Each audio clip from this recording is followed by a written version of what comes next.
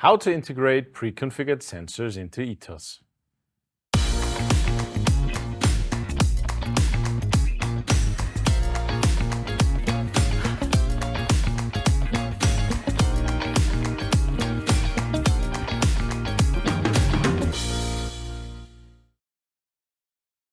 As promised today, I want to show you how to integrate a pre-configured sensor to ETOS with the help of our Sensorbus function.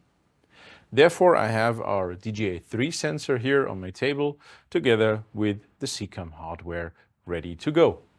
So first step is to set the general Modbus parameters for the sensor as well as for ETOS. So therefore, let's start on the visualization. I'm going to go to Settings, and there to the parameters, and then under System you can find the serial interface configuration down here. And here we can see for the CCAM we have the interface X4 with a baud rate of 19,200, 8 even 1 as data bit parity and stop bit, which is the default for us at Rheinhausen, the way we ship our ETOS system and also the respective pre-configured sensors. The next step now is to go back to Settings and now to the Sensorbus configuration. So into Sensorbus here and into the Sensorbus management. Now you can see no sensor is yet connected.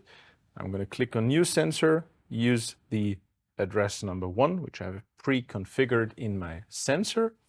Select the sensor from the drop-down list. Here it's the DGA3 sensor and the version 1.00 as a preset default version for the sensor. Now very important on that page is the Assign Functions checkbox here. So whenever this is checked, that indicates to ETOS that it will link all functions that somehow are related to the DGA sensor will be linked to the respective functions and parameters in ETOS. So this way, you don't have to take any extra caution, extra care. So in our case here, the DGA sensor will be fully integrated in terms of humidity of the oil, which is measured in the sensor, and the hydrogen and carbon monoxide values. So by pressing Accept, the system gives me the reboot prompt. So we have to carry out one reboot at this point, and we're going to initiate that reboot right away.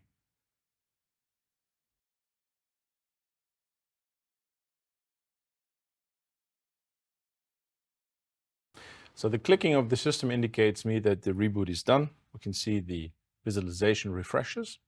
And now we can simply prove proper communication between the sensor and our system by going to Information, System, and Sensorbus. And here we can see already the DGA3 with a blue indicator to show us that the communication is working fine.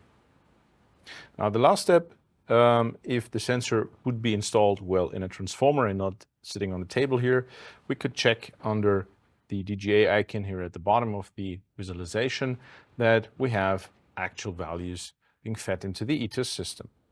So that's it for the pre-configured sensor. As I said, all the linking has been done automatically by the system.